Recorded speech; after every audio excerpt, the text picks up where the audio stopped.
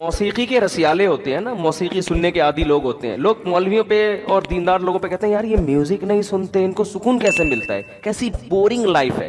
میں نے بہت دفعہ ایک واقعہ سنا ہے, ہماری ایک کزن تھی, اب ہماری کزنیں بھی بیان سن رہی ہوتی ہیں, بہت پرانا واقعہ ہے, اس کو سمجھ میں نہیں آئے گا کہ اس کی بات ہو رہی ہے. تو تھوڑا سا ان کا لائف اسٹائل ذرا لگژری تھا, تھوڑا سا ماڈرن قسم کے, تو ہمارے گھر میں آئی تو میری جو ہمارے گھر کی خواتین ہیں ان سے کہہ رہی کیسا بورنگ تم لوگ کی زندگی ہے, ایکچولی کیسی بورنگ زندگی, نہ کوئی مووی دیکھ رہا ہے یہاں پہ, نہ کوئی میوزک چل رہا ہے, وہ آرام سے ہمارا تو جوائنٹ فیملی تھی پہلے, بہت پرانی بات ہے. تو والد صاحب گھر میں آتے تھے, سب بہن بھائی اکٹھے بیٹھ کے کھانا کھاتے تھے, اور سب شادی, زیادہ تر ہم بھائی ہمارے شادی شدہ تھے, تو سب پردہ بھی کرتی تھی بھابیاں, تو وہ صبح اٹھے نماز پڑھی, اسکول چلے گئے یا اپنے جو بھی کام نے, یعنی کوئی انٹرٹینمنٹ کی جو کوئی گھروں میں جیسے چیزیں ہوتی ہیں نا, ویڈیو گیم کھیل رہے ہیں, صحیح ہے نا, یا فلمیں دیکھ رہے ہیں, ڈرامے دیکھ رہے ہیں, یہ سب چیزیں نہیں تھی. شادی بھی ابھی کوئی ڈانس ناچ گانا, بھائی شادی بھی ایسے ہی آرام سے, اور میری شادی ایسے ہوئی تھی کہ مجھے رشتہ آیا تو ہم نے کہا ٹھیک ہے بھائی اوکے کر دیا, تو وہ لوگ پنڈی میں تھے, تو جب اوکے کر دیا تو پنڈی میں تھے, ٹھیک ہے نا, تو اب شادی کیسے ہوگی, ٹھیک ہے نا, وہ تو پنڈی میں تھے تو شادی کیسے ہوگی, تو اتنا تکلف تو کرنا پڑا کہ مجھے پنڈی جانا. تو میری والدہ چلے گئی پنڈی میرے ساتھ, اور میرے بھائی بہاولپور میں تھے, بھائی اور بھابھی وہ بہاولپور سے ہی پہنچ گئے وہاں پہ, میں والدہ کے ساتھ پنڈی پہنچ گیا. وہیں مسجد میں کسی مولانا صاحب نے نکاح پڑھایا, ہم جہاز سے واپس آ گئے کراچی, میں میری والدہ اور ہماری اہلیہ واپس آ گئے, یہ ہو گئی شادی ہماری.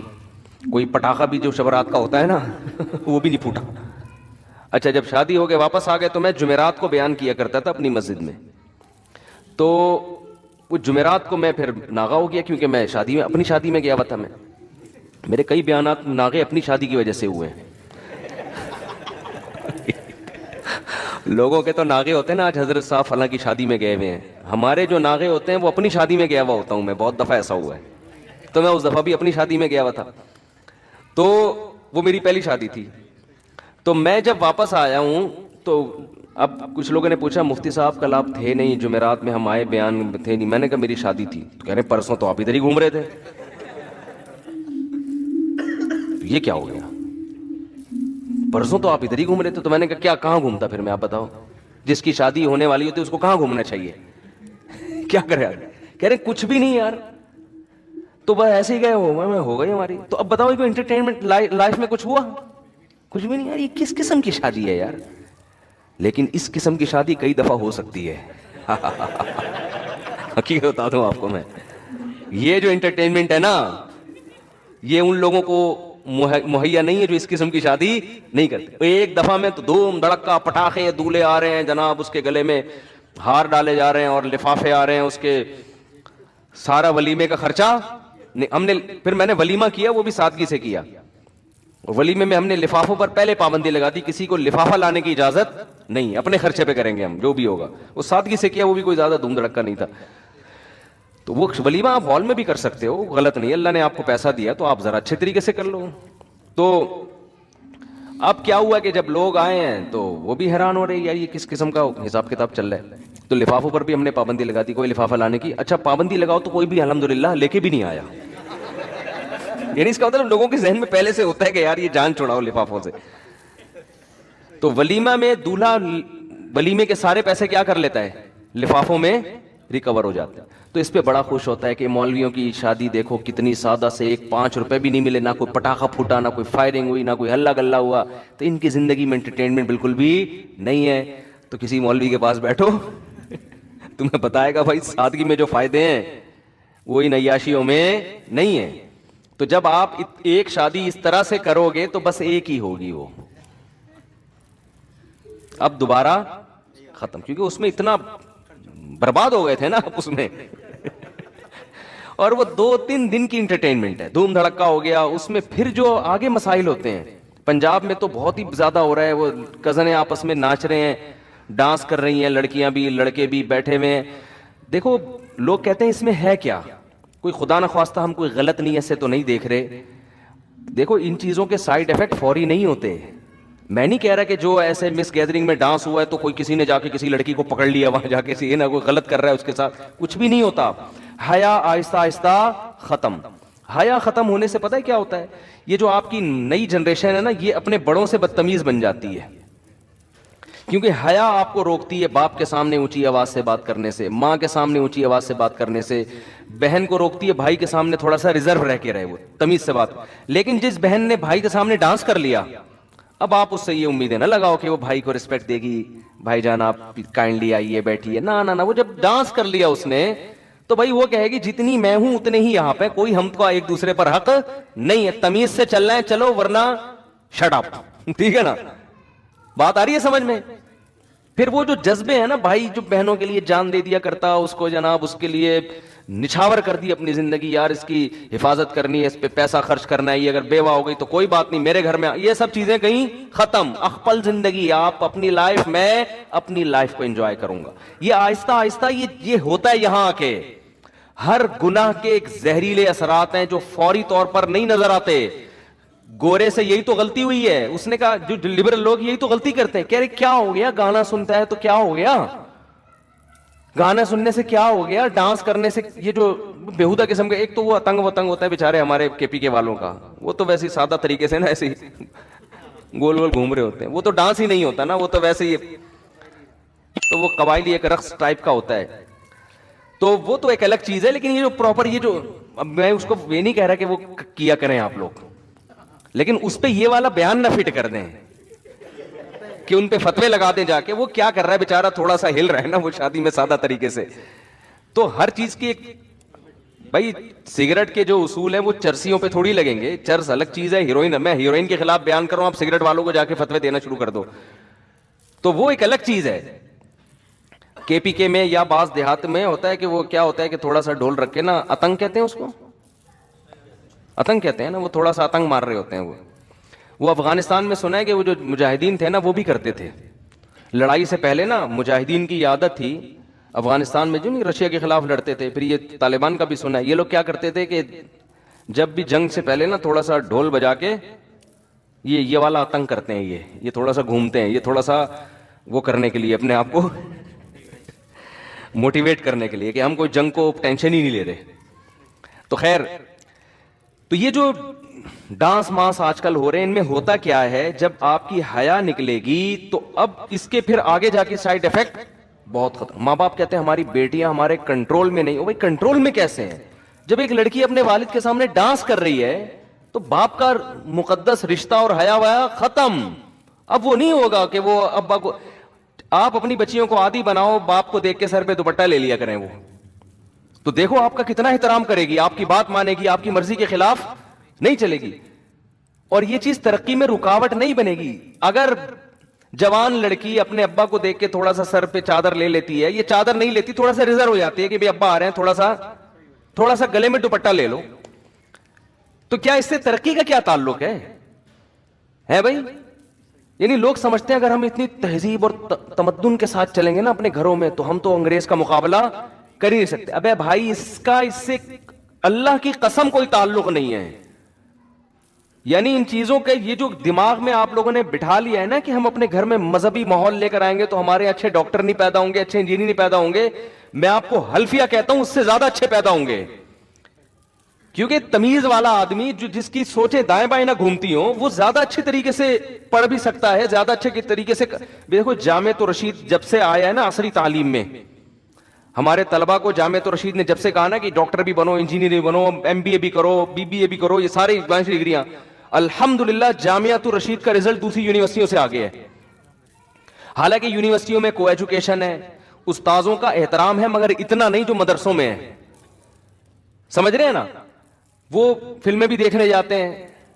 مجھے تو خود یونیورسٹی کے لڑکے بتاتے ہیں اپنی گرل فرینڈ کے ساتھ سینما گھر چلے جاتے ہیں، ان کے ابا کو پتہ ہی نہیں ہوتا، ابا سمجھ رہے ہیں کہ بچی کہاں گئی ہوئی ہے، یونیورسٹی گئی ہوئی، تو ہم تو چلے جاتے ہیں، فلم بھی دیکھ کے آ جاتے ہیں.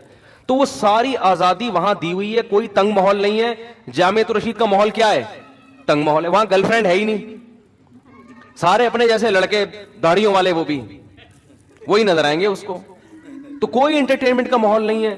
لیکن آپ رزلٹ دیکھو، الحمدللہ رزلٹ دیکھو آپ کبھی. ابھی تو اللہ کا شکر ہے پتہ نہیں 10-12 کمیشن آفیسر نیوی میں گئے ہیں جامعۃ الرشید کے. 2 साल पहले मैं मेरे शागिर्द भी हूँ, मैं उनसे मिला हूँ, मेरी एक तस्वीर भी यूट्यूब पे शाया हुई थी, आपने देखा होगा, नेवी के ऑफिसर खड़े हुए, बीच में मैं खड़ा हुआ हूँ, तो उनमें ज्यादातर हमारे शागिर्द थे।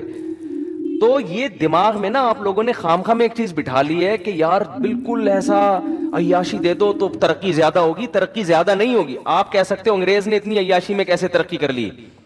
ओ भाई, अंग्रेज अगर इतना अय्याश ना होता, इससे 10 गुना आगे निकल चुका होता, समझ रहे हैं ना। जैसे एक आलिम कहने लगे कि लोग कहते हैं ना, उलमा कहते हैं कि सूद हमारी मुआशी, सूद जो है ना, सूदी निजाम जिस कंट्री में होगा तो मईशत क्या हो जाएगी, बर्बाद। अब सवाल पैदा होता है फिर अमेरिका इतना पावरफुल क्यों है मईशत में, फ्रांस इतना पावरफुल क्यों है। वजह उसकी ये कि उन्होंने मईशत की तरक्की के और इतने असबाब इख्तियार किए हुए हैं कि एक सबब है ना सूद, वो तबाही का जरिया नहीं बन रहा। अगर वो सूद को भी खत्म कर दें अपने मुआशरे से, तो आज वो मुआशी जिस सतह पे पहुंचे हुए हैं उससे 10 गुना आगे जा चुके होंगे वो। हमारे यहां मुआशी तरक्की के कोई असबाब नहीं है, और सूदी निजाम से जो होनी चाहिए थी तरक्की, वो भी नहीं हो पा रही। और तनजुल की तरफ करेंसी देख लो ना, 25 साल पहले का आप 10 रुपए उठा के, 10 लाख रुपए उठा के देखो, या 10 रुपए उठा के देखो, और आज देखो, जमीन आसमान का फर्क है, जमीन आसमान का फर्क। 25 साल पहले सोने की कीमत देख लो और आज कीमत देख लो, ये तो एक मुशाहिदे पर मबनी एक हकीकत है। तो जल्दी से बात को समेट के मैं खत्म करता हूं। इंसान धोखे में आता है अपनी मौजूदा हालत को देखकर, और वो ये समझ बैठता है कि मुझे कुछ भी होने वाला नहीं है। आप हर वक्त तैयार रहें, किसी को किसी भी टाइम पे कुछ भी हो सकता है, कुछ भी हो सकता है। फिरौन इसी चक्कर में आ गया था। तो फिरौन के दरबार में जो एक आदमी मुसलमान हुआ ना, जिसने अपना इस्लाम छुपाया हुआ था, उसने फिरौन को क्या कहा है, या कौमी लकुमुल मुल्कुल यौमा ज़ाहिरीन फिल अर्द, ऐ मेरी कौम देखो आज तुम्हारे पास बादशाहत है, आज तुम जमीन में गालिब हो। अच्छा, वो ये शो कर रहा है मैं तुम्हारा ही में सही हूं, लेकिन मूसा की बात को थोड़ा सा गौर कर लो, यानी इतना भी रद्द ना करो कि बस जो मूसा का आप सुनना ही नहीं है। सुन तो लो ना, एक दफा सुन तो लो क्या कह रहे हैं। तो वो एक हिकमत के साथ तबलीग कर रहे हैं ना। अगर वो ये शो कर दे मैं तो मूसा पर ईमान ले आया, फिर तो कोई बात सुनेगा ही नहीं। तो वो ये शो नहीं कर रहा है कि मैं मूसा पे ईमान लाया हूं, वो कह रहे हैं भाई हमको ये चाहिए कि हम गौर कर लें कि मूसा की बात को सीरियस लेके एक दफा गौर करें, अगर उसके बाद गलत लगती है तो रिजेक्ट कर दें। लेकिन ये जो कह रहा हूं सुनना ही नहीं है। आपने देखा होगा तबलीग वाले किसी के घर जाके दरवाजा बजाए ना, ये दीन हमारे अंदर आ जाए और हमने कलमा पढ़ा है, बहुत लोग लफ्ज सुनना पसंद नहीं करते। ये टाइम वेस्ट नहीं करो हमारा, निकलो यहां से भाई। आप नहीं जाओ, थोड़ी देर सुन लो, कभी अकेले में बैठ के शायद गौर करने की तौफीक मिल जाए। यार कोई बंदा कोई बात कहकर गया है, कोई गलत ऐसा तो नहीं वो सही कह के गया हो। जो आदमी सुनना बर्दाश्त नहीं करता ना, अल्लाह उसको कभी हिदायत नहीं देते। जो अपने बारे में ये फर्ज कर लेना कि मैं बिल्कुल सही हूं, मुझे कोई समझाए नहीं, मुझे कोई नसीहत ही नहीं चाहिए, समझ लो इसकी तबाही यहां से शुरू हो गई। और जो आदमी अपने कान खोले रखता है, यार कोई बात मेरे फायदे की अगर बताओ तो मैं सुनता हूं, ठीक है मेरी समझ में नहीं आई तो मैं उसको मुसरत कर दूंगा। तो ये वो लोग होते हैं जिनमें तकब्बुर नहीं होता। बाज खतीब होते हैं, आप उनको जाके बताना चाहो ना, सर आपने बयान में ना ना ना, मुझे तुम कौन होते मुझे समझाने वाले, समझ लो अब ये गलतियां करना शुरू करेगा, अब ये फेंकता रहेगा और ये बर्बाद हो जाएगा। तो जिस आदमी ने अपना लचक रखी होती है कि भाई मेरे में कोई गलती हो तो बता दो, तो ठीक है वो गलती ना माने लेकिन सुन ले, गौर कर ले। इसी तरह एक गुजारिश करूंगा आप लोगों से, देखो मेरे पास मियां बीवी के केसेस बहुत आते हैं, इसलिए मैं बार बार ये टॉपिक लेकर आता हूं। और ये तो हर घर का मसला है ना। जब बीवी आपको बोला करे ना आपके अंदर ये खराबी है, मर्द में गड़बड़ ये होती है वो सुनता नहीं है। मर्द में गड़बड़ क्या होती है, वो सुनता नहीं है। तो ना मानो बेगम की, लेकिन एक दफा गौर से सुन के गौर कर लो, कहीं यार ये सही तो नहीं कह रही। अक्सर मर्दों में ये होता है कि अगर बेगम ने या ससुर ने या सास ने दामाद को बोल दिया कि बेटा आप जो है ना ये जरा सही नहीं कर रहे, एकदम तैश में आ जाता है। ये तैश में आना तकब्बुर है, ये इसकी अलामत है। देखो ये हो सकता है कि वो गलत कह रही हो सास आपकी, हो सकता है आपके ससुर साहब गलत कह रहे हो, ऐन मुमकिन है। ये हो सकता है कि बेगम आपकी गलत कह रही हो, तो कहने तो दो ना यार उसको है ना। सुन लो यार, आराम से सुन लो, बोलो अच्छा गौर करूंगा मैं। हमारे यहां बड़ा मसला ये, और ये तो मैंने अब तो देखा है कि बड़ा जब छोटे को नसीहत करता है तो छोटा भी तैश में आ जाता है। شریعت تو یہ کہتی ہے چھوٹا اگر بڑے کو کوئی بات بتا دے تو بڑا بھی تحمل سے سن لے کہ یار شاید صحیح کہہ رہا ہوں. لیکن ہمارے یہاں کیا ہو رہا ہے, بڑا اگر چھوٹے کو کہے گا نا, باپ اگر بیٹے سے کہے گا کہ بیٹا دیکھو تمہارے اندر یہ بات ٹھیک نہیں ہے, تو بیٹا فوراً غصے میں آ جاتا ہے. تو یہ اگر آپ نے اپنے آپ کو یہ سمجھ لیا ہے کہ آپ برائی پروف ہیں, آپ برے ہو ہی نہیں سکتے, آپ غلط ہو ہی نہیں سکتے, تو بھائی آپ ٹھیک ہو کے بھی پھر غلط ہو. سمجھ رہے ہو نا, اللہ کی نظر میں آپ ٹھیک ہو کے بھی کیا ہو, بے شک ہو سکتا ہے وہ برائی آپ کے اندر نہ ہو, لیکن جو آپ سننے کا آپ کے اندر تحمل نہیں ہے تو اس کی علامت ہے آپ کیا ہو. دیکھو ہم اپنے حساب سے کسی کو دیکھتے ہیں کہ ٹھیک ہے یا نہیں, اللہ اپنے حساب سے دیکھتا ہے. میں آپ کو ایک مثال دیتا ہوں, حدیث میں آتا ہے نبی صلی اللہ علیہ وسلم نے فرمایا, دو بھائی تھے پچھلی امتوں میں, ایک بہت پرہیزگار تھا, ایک گناہگار تھا. جو پرہیزگار جو تھا نا وہ گناہگار کو سمجھاتا تھا, یار تو یہ کیوں کر لیا کر, وہ سنتا رہتا تھا, اچھا بھائی ٹھیک ہے کوشش کروں گا, پھر ٹھیک نہیں ہوتا تھا لیکن سنتا تھا, تکبر میں نہیں آیا کہ تو کون ہوتا ہے مجھے سمجھانے والا ہے بھائی, اچھا بھائی ٹھیک ہے. پھر وہ اس نے کبھی کسی دن کہا تو کہا یار ٹھیک ہے یار اللہ معاف کر دے گا یار. تو ایک دن بڑا سمجھا رہا تھا چھوٹے کو یا دوسرے بھائی کو, تو اس نے کہا کہ یار اللہ معاف کرنے والا ہے. اس نے کہا اللہ کی قسم خدا تجھے معاف نہیں کرے گا, اللہ کی قسم خدا تجھے معاف نہیں کرے گا. نبی صلی اللہ علیہ وسلم نے فرمایا, اللہ کو اتنا غضب آیا, اللہ نے فرمایا این المتعلی علی اللہ اللہ یغفر لفلان, میرے اوپر کون قسم اٹھا کے کہہ سکتا ہے کہ میں مغفرت نہیں کروں گا. اللہ نے دونوں کو موت دی, اس کو بخش دیا جو گنہگار تھا, اور اس کو جہنم میں ڈال دیا اللہ نے. آپ کہہ سکتے ہیں یار ایک بات پر ساری نیکیاں ختم ہو گئیں اس کی, بظاہر تو لگتا ہے نا معاذ اللہ کو یہ ظلم تو نہیں ہو رہا. اصل بات یہ کہ ان نیکیوں کی بیس کیا تھی, وہ نیکیاں تو تکبر کی بیس, وہ نیکیوں کی بیس ہی غلط تھی. وہ سمجھنے لگا تھا کہ میں جو نیک اعمال کر رہا ہوں جنت واجب ہو چکی ہے, ٹھیک ہے نا میرے لیے, اور اس پر جہنم. تو جب آپ کے یہ کانسیپٹ ہی غلط ہے تو اس کا مطلب اللہ کی نظر میں وہ گناہگار نیک تو نہیں تھا, لیکن آپ سے زیادہ نیک تھا وہ, کیونکہ آپ کی نیکیوں کی بیس ہی غلط تھی. آپ کو تو نیکی کرنی چاہیے تھی, بھائی ہم اللہ کو خوش کرنے کے لیے کر رہے ہیں, اللہ اپنے فضل سے نیک لوگوں کو جنت میں داخل کرتا ہے, اللہ پر لازم نہیں ہے, میں تو نیک کر کے بھی میں اللہ کا شکر کہاں ادا کر رہا ہوں.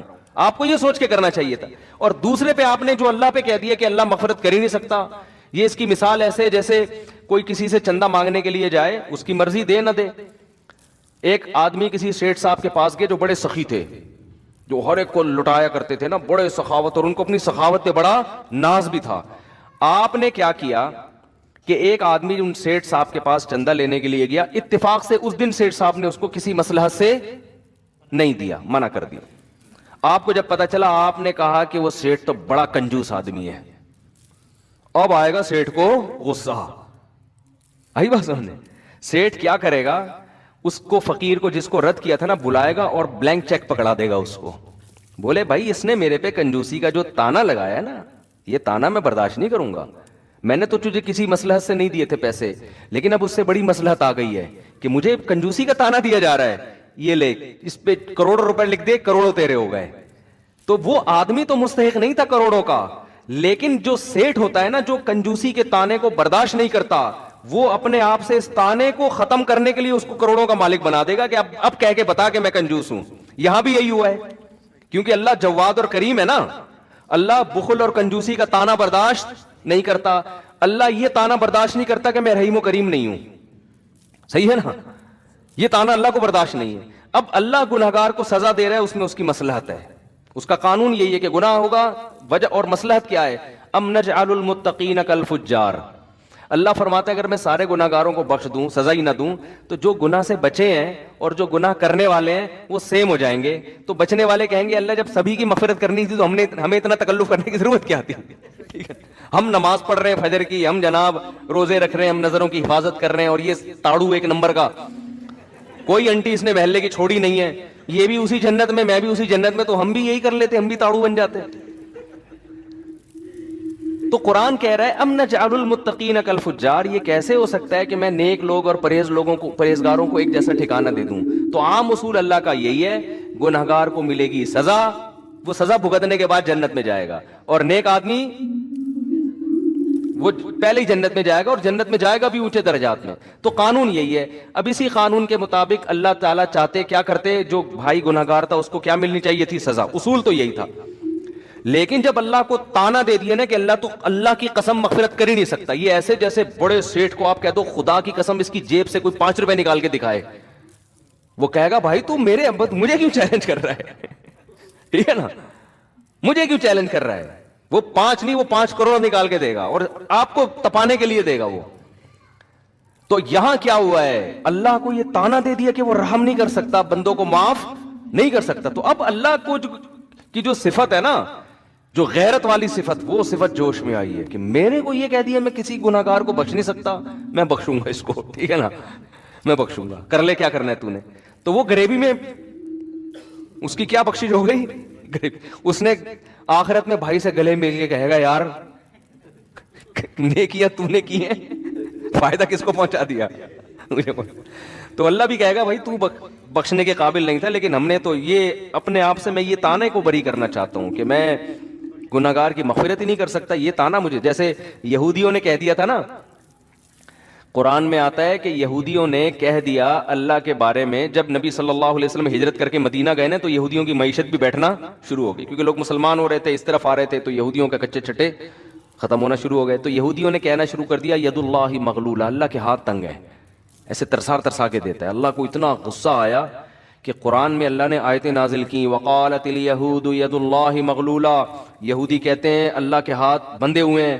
فرمایا غلت ایدیہم، ان کے ہاتھ اللہ نے باندھ دیے ہیں، یہ کنجوس ہیں. بل یداہ مبسوط، جیسے ہم جب کسی کو تانا دیتے ہیں نا، کوئی آپ کو بولے کہ تو چور ہے، کہ تیرا باپ چور ہے، ہم کہتے ہیں نا، کیا خیال ہے؟ چور ہوگا تیرا باپ، ایسے ہی کہتے ہیں کہ نہیں کہتے؟ اگر تھوڑا غصہ آئے تو آپ بولیں گے میں چور نہیں ہوں، اس کی علامت ہے کہ آپ چور ہیں. کیونکہ جو بالکل چور نہیں ہوتا نا، وہ چوری کا تانا اس کو تھوڑی سنتا ہے. اگر آپ واقعی چور وہ چوریاں کرتے تھے، کسی نے آ کے بول دیا یار تم تو چور ہو، تو آپ کہیں گے نہیں، ڈرنے لگو، نہیں بھائی میں چور نہیں ہوں، بھائی میں چور نہیں ہوں، ایسے کرو گے نا. لیکن اگر آپ نے زندگی میں کبھی مسجد سے چپل بھی نہیں چورائی، غلطی سے بھی کسی کی چپل پہن کے گھر گئے، چوری کے الزام سے بالکل دور، پھر اگر کوئی آپ کو آ کے کہتا ہے تو چور ہو، تو پھر آپ کو آئے گا غصہ، کیونکہ آپ کی غیرت جاگ اٹھے گی. پھر آپ بولے تیرا باپ چور ہوگا، چور ہوگا، چور ہو گئے، تیرا دادا چور ہے، تمہاری نسلیں، یہ ہوتا ہے نا، ایسا ہی آتا ہے نا. تو اللہ چونکہ جواد اور کریم ہے نا، بہت خرچ کرتا ہے. تو اللہ نے یہودیوں کو صرف یہ جواب نہیں دیا. یہودی نے کہا کہ اللہ کے ہاتھ بندھے ہوئے ہیں، اللہ نے کہا بالکل غلط کہہ رہے ہیں، نہیں، قرآن میں ایسی آیت نازل کرتے ہیں یہ جھوٹ بول رہے ہیں، ایسا بالکل بھی نہیں ہے، غلط بیانی سے کام لے رہے ہیں، میں تو بڑا سخی ہوں، دیکھو میں نے سورج پیدا کیا، میں زمین سے، پھر اللہ اپنی کبریائی بیان کرنا شروع کرتے تو میں نے تو زمین سے یہ چیزیں پیدا کی. نہ یہ اسٹائل اس موقع پر، یہ انداز بلاغت کے خلاف ہوتا کہ اللہ اپنی نعمتیں گنوانا شروع کر دیتا، یہ بلاغت کے خلاف ہوتا. اللہ نے بتایا کہ مجھے بخل کا تانا برداشت نہیں ہے. کیوں؟ جو جواد اور کریم ہوتا ہے نا بہت زیادہ، وہ کنجوسی کا تانا بالکل بھی برداشت نہیں کرتا، وہ تو غیرت کا مسئلہ بنا لیتا ہے، یہ اس کی علامت ہوتی ہے، اس کو بہت بڑا جرم سمجھتا ہے. یہ دیکھو آپ کسی گورے کو بول دو کہ تو یار بد نظری کرتا ہے، تو آنکھ مٹکا کرتا ہے لڑکیوں کا، وہ کہے گا تھینک یو، وہ کہے گا بھائی آپ کا بہت شکریہ، اب صرف اتنا سا کرتا ہوں میں بھائی، کیونکہ ان کے ہاں سے زیادہ ہو رہا ہے، وہ کہیں یہ کیا ہے، اس کو جرم نہیں سمجھے گا. لیکن آپ یا کسی گورے کو زانی کہہ دو، ابے تو شادی کے بغیر کسی لڑکی سے تیرے تعلقات ہیں، کہ میری باڈی ایکچولی میں میری مرضی، میں جو مرضی کروں، وہ اس کو اتنا بڑا مسئلہ نہیں سمجھتے. لیکن گورے کے سامنے یہ بتاؤ کہ فلاں آدمی اتنا اچھا ہے کہ وہ کہہ رہا ہے بھائی میں تو میری پہ بلیو کرتا ہوں، میں تو شادی کر کے، وہ کہہ کہ چلو یار اچھا بہت تہذیب یافتہ آدمی ہے، وہ ویری گڈ کہہ کے نکل جائے گا بدلی گلی سے، ٹھیک ہے نا، کہ یار چلو اچھا ہے، ایسے لوگ بھی کچھ مارکیٹ میں 2-4 عجائب گھر میں رکھنے کے لیے ہونے چاہیے، ٹھیک ہے، کہ جو بھی شادی پہ بلیو کرتے ہیں، اچھا ہے ہمارے عجائب گھر اس سے چلتے رہیں گے. جیسے وہ چرچوں کے قائل ہیں کہ بھئی ایک قدیم ایک روایات ہیں کہ ایک مذہب کا بالکل ہی عنصر ختم ہو جائے تو ایک تو بالکل ہی روایات ہی ختم ہو جائیں گی نا، تو 2-4 پادری عجائب گھر میں رکھنے کے لیے ہونے چاہیے تاکہ پتہ چلے ہم اصل میں کرسچن ہیں. تو یہ سب چیزیں وہ رکھتے ہیں مینٹین کہ ہمارا کلچر ختم نہ ہو. ہر اچھی قوم یہ کام کرتی ہے، کلچر کو باقی رکھنے کی کوشش کرتی ہے.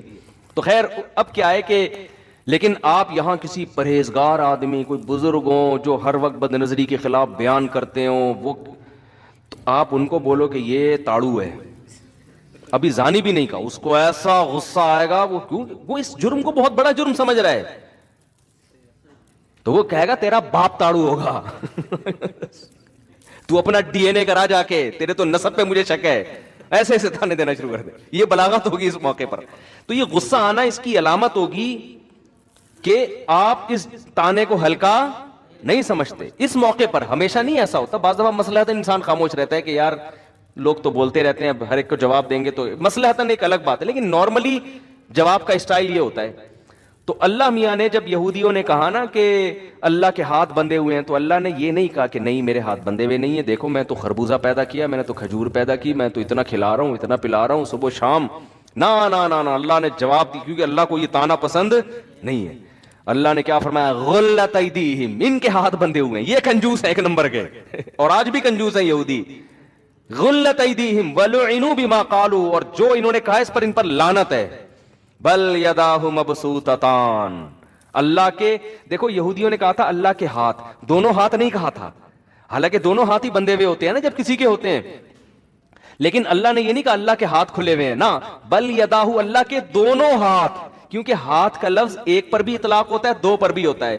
تو یہ شبہ ہو سکتا تھا شاید اللہ نے ایک ہاتھ پیچھے کیا ہوا ہے، دوسرے ہاتھ سے اپنے بندوں کو دے رہا ہے. تو اللہ نے دونوں کا تذکرہ کر دیا. بل یداہ مبسوطتان، اللہ کے دونوں ہاتھ ایسے کھلے ہوئے ہیں. ينفق کیف یشاء، جیسے چاہتا ہے بندوں پہ خرچ کرتا ہے. کیوں؟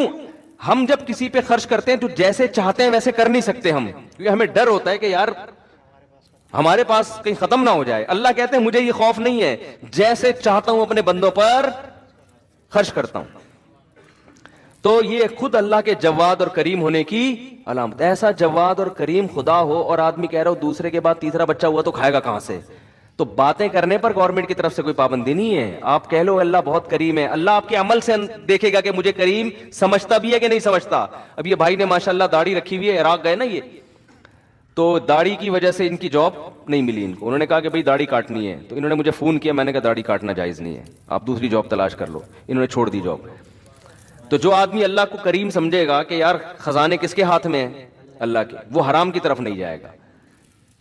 لیکن ہم کیا ہو رہا ہے کہ سارے گناہ کر کے، تو سب گناہ کر کے ہی آپ نے اگر کمانا ہے تو پھر اللہ کریم کا کیا مطلب ہوا؟ گورا کہتا ہے تم بھی اسباب پہ یقین کرتے ہو، میں بھی اسباب پہ یقین کرتا ہوں، تم بس اللہ کو کہہ دیتے ہو کہ وہ رزق دینے والا ہے، تو میں بھی کہہ دیتا ہوں، تو فرق کیا ہو گیا؟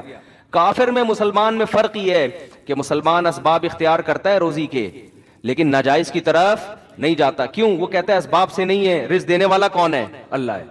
پھر بھی اگر رزق نہ ملے نا تو سمجھ لو کہ اللہ کی مصلحت میرے ساتھ یہی ہے، وہ مجھے آزمانا چاہتا ہے. کیونکہ جس کے پاس ہو وہ نہ دے رہا ہو تو کوئی مصلحت ہوتی ہے نا. باپ کی جیب میں پیسے بھرے ہوئے ہیں، بچہ جیب خرچی مانگ رہا ہے، باپ نہیں دے رہا. اس کا یہ مطلب نہیں ہے کہ بھائی باپ ظالم ہے، باپ کچھ اور چاہ رہا ہے. باپ چاہ رہا ہے تمہارے لیے بڑی پراپرٹی خرید لے اس سے، باپ چاہ رہا ہے کہ تمہاری عادت نہ خراب ہو جائے، تم کہیں عیاشیوں میں نہ پڑ جاؤ. تو کوئی مصلحت سے نہیں دے رہا تو اسی میں خیر ہے.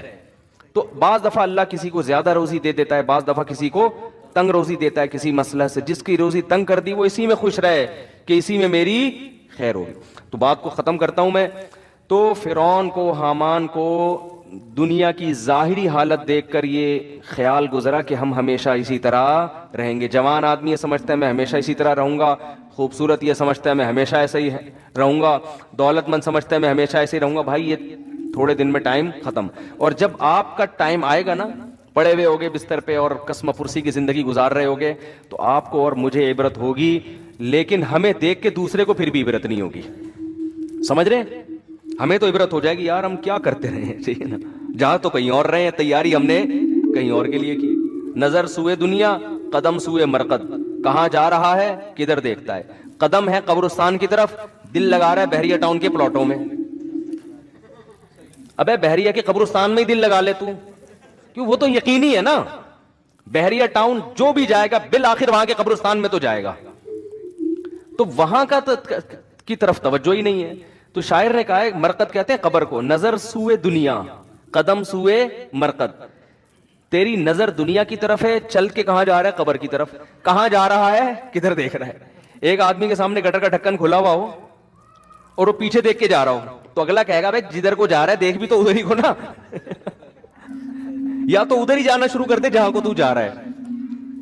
دیکھ پیچھے رہا ہے بلڈنگوں کی طرف نا, خوبصورت بلڈنگ ہے یار زبردست, اور ادھر کو چلتا ہوا جا رہا ہے, آگے گٹر کھلا ہوا ہے.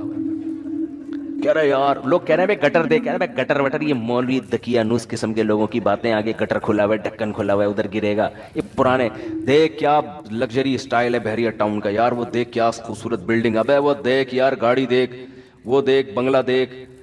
تو بھائی تو پھر جا بھی ادھر ہی کو, اپنا رخ چینج کر لے. جب وہ رخ چینج کرنا آپ کے بس میں نہیں ہے تو جدھر جا رہے ہو نا, جب بھی کوئی کہے نا وہ پیچھے مڑ کے دیکھ بحریہ ٹاؤن, بولا آگے گٹر ہے, اتنا دیکھ کہ آگے وہ افورڈ کر سکے. تو جب بھی آئے نا کہ یار یہ بنگلے یہ گاڑیاں, ابے آگے قبر ہے, ٹھیک ہے نا, جا کہا رہا ہوں. کوئی 40 سال کا ہو گیا, 50 سال کا ہو گیا, 15 سال رہ گئے, 10 سال رہ گئے, اور یہ بھی نہیں پتا ہے. گٹر میں تو پتا ہوتا ہے 3 فٹ کے بعد جا کے گروں گا, حقیقت ہے, تھوڑا احتیاط کرتا ہے, چلو جب قریب پہنچیں گے تو دیکھ لیں گے, لیکن وہاں تو پہلے سے ہی دیکھ رہا ہوتا ہے. تو قبر کا بھائی کچھ نہیں پتا کہ 10 سال لگیں گے, 20 سال لگیں گے, 15 سال لگیں گے, یا کل انا للہ ہو جائے, کچھ پتا. ابھی آج جنازہ آیا دولہا کا, ولیمہ تھا, ایک رات زوجہ کے ساتھ گزاری, ولیمہ جس دن تھا ہارٹ اٹیک سے انتقال ہو گیا. تو کتنا یہ ہوتا ہے. اور یہ تو پھر بھی ایک رات گزاری. میں ایسے دولہا کو جانتا ہوں, ہمارے جاننے والے تھے, دولہا بیوٹی پارلر جا رہا تھا, جس دن نکاح تھا نا اس کا, بارات بیٹھی ہوئی ہے شادی میں, اور وہ بیوٹی پارلر جا رہا ہے بائک پہ اپنے دوست کے ساتھ, کسی کراچی میں یہ پیٹرول پمپ کے قریب نا, یہ جو نازم آباد پیٹرول پمپ نہیں ہے, یہاں کیا ہوا ہے کہ ایک بائک سلپ ہوئی ہے, پیچھے مزہ والا سر کو چل کے چلا گیا. کیا گزری ہوگی والدین پر, یار ہمارا بیٹا آج اس کی شادی ہو رہی ہے, دولہا بنا ہوا ہے, دلہن پہ کیا گزری ہوگی, وہ اس کی پچ کا وسر آ رہا ہے. تو یہ سب اللہ بچائے ہم سب کو عافیت میں رہا, اللہ سے عافیت مانگنی چاہیے, لیکن یہ سب دنیا میں ہو رہا ہے, اس لیے دل لگانے کا کوئی آپشن ہے ہی نہیں ہمارے پاس. کام سارے کرو, دل نہ لگاؤ. اسلام آپ کو کام سے منع تھوڑی کرتا ہے. بھائی کیوں ٹینشن کیوں لے رہے ہو بھائی, ہو بھی سکتی ہے شادی, ہو سکتا ہے جس دن طے ہو اس سے پہلے انا للہ ہو جائے. ہمارے حضرت فرماتے تھے کہ جس دن میری شادی ہو, ہمارے حضرت کی, تو فرمایا کہ میں جب جوان آدمی کی شادی ہوتی ہے تو اس کو خوش ہونا تو چاہیے نا اس دن. آج کل کچھ لوگ ہو رہے ہیں کچھ نہیں ہو رہے وہ مجھے نہیں پتا, لیکن ہونا چاہیے ایکچولی اس کو اس دن بہت زیادہ. میں اس لیے کہہ رہا ہوں کہ خوش ہوتا ہے تو وہ کچھ لوگ کہیں گے ہم تو خوش نہیں تھے, تو وہ ان کا مسئلہ ہے. تو ویسے نارملی انسان کو خوش ہونا چاہیے. تو حضرت نے فرمایا کہ میری جب شادی ہوئی نا, اور جو نظر کی حفاظت کرنے والے لوگ ہیں, جو پاک دامن لوگ ہیں, ان کو نکاح میں لذت بھی اللہ نے زیادہ رکھی ہوتی ہے. تو حضرت فرماتے ہیں کہ میں جب گھر والوں کے پاس جانے لگا تو میں نے دل میں سوچا کہ اگر اس وقت موت کا فرشتہ آئے اور کہ چل بھائی آخرت کے لیے, تو تیرے دل پہ کیا گزرے گی ہے بھائی. آدمی اصولی طور پر شاید ہم جیسے نالائق ہوتے ہیں, ہم کہتے ہیں اللہ 3-4 دن تو مہلت دے دے. اتنے عرصے کے بعد پہلی دفعہ شادی ہو رہی ہے. طارق مسعود صاحب ہوتے تو چلو کوئی مسئلہ نہیں تھا, کئی دفعہ ہو چکی تھی پہلے بھی. ارادہ بھی ایک کا ہو, حضرت کا تو ایک ہی کا ارادہ تھا, ایک ہی کی انہوں نے, وہ تو دوسری کے, وہ تو کہتے تھے یہ جس نے کوئی غم نہ ہو, جیسے کہتے ہیں نا بکری پال لے. تو کیا حالت ہوگی. اور پاک دامن, اور ہمارے حضرت کی صحت بھی بڑی زبردست تھی. میرے شیخ حضرت مفتی رشید احمد صاحب رحمہ اللہ تعالی لدھیانہ کے پنجاب کے تھے, سب سنوبر کے تنے جیسا ان کا قد تھا ماشاءاللہ, بہت زبردست صحت حضرت کے. جب بھی کئی واقعات ہیں حضرت کے, جب بھی تو نہیں کہہ سکتا, واقعات ہیں انوار الرشید میں جو ان کی کتاب ہے اس میں لکھے ہوئے ہیں کہ کلائیاں توڑی ہیں پھڈوں کے دوران, ٹھیک ہے نا, پہلوانوں کی کلائیاں توڑی ہیں, تھے دبلے پتلے. تو لیکن جب ان کی لڑائیاں ہوئی ہیں نا پھڈوں کے دوران, پہلوان کی کلائیاں توڑی ہیں, 2-3 پہلوانوں کی, کسی کی کلائی توڑ دی, کسی کا سیٹنگ آؤٹ ہو گئی, بھاگ گئے وہ. تو بہت زبردست فائٹ کرنا جانتے تھے, بڑی خاندانی صحت رکھی ہوئی تھی. تو صحت مند آدمی وہ تو ظاہر ہے اور زیادہ اس کو نکاح میں رغبت ہوتی ہے. تو حضرت فرماتے ہیں میں نے اپنا محاسبہ کیا. وہ ہر وقت نا اپنے آپ کو چیک کرتے تھے یہ بڑے لوگ کہ ہم آخرت سے غافل تو نہیں ہو رہے کہیں, یعنی ہر وقت چیک. دنیا میں دنیا کی نعمتیں تو ساری رکھنی ہیں, لیکن آخرت کو ہمیشہ دنیا پہ ترجیح. بھائی تیار ہر وقت موت کے لیے. تو میں اور آپ ہوتے ہیں, ہم کہتے ہیں اللہ 6 مہینے کی مہلت دے دے, 10 مہینے کی مہلت دے دے. ہمارے تو آگے بھی بڑے پلان ہیں نا, یا اللہ ابھی تو میری شادی ہوئی ہے, ابھی تو میں مفتی صاحب کے بیان سننا میں نے شروع کیے ہیں, ابھی تو بیگم کا ذہن بنانا ہے دوسری کے لیے, پھر تیسری کے لیے, پھر چوتھی کے لیے, پھر جب 4 ہو جائیں گے پھر بچے ہوں گے, پھر بیٹیاں ہوں گی, پھر بیٹیاں بڑی ہوں گی, پھر بیٹیوں کی شادیاں ہوں گی, پھر بیٹے اسٹیبل ہو جائیں گے, پھر میں ان کے لیے پراپرٹی بنانے کی سوچوں گا, پھر میں ان کے لیے اتنے مکان بناؤں گا, پھر میں مکان بنا کے پھر جب سب کو نام کر کے پراپرٹی تقسیم کر کے پھر میں آخر میں حج پہ جاؤں گا. پھر میں حج سے آنے کے بعد قضائے عمری بھی میں نے کرنی ہے. 40 سال سے میں نے ایک نماز بھی نہیں پڑھی ہے. وہ قضائے عمری میری کمپلیٹ ہو جائے, اس کے کمپلیٹ ہونے کے بعد بھی سوچ رہا ہوتا ہے ابھی مرنا مناسب رہے گا کہ نہیں رہے گا. وہ 2-3 کوئی چیزیں رہ تو نہیں گئی ہیں, ابھی بھی سوچ رہا ہوتا ہے کہ ابھی مناسب ہے کہ نہیں. تو بچے بھی ہو گئے, بچوں کی شادیاں بھی ہو گئیں,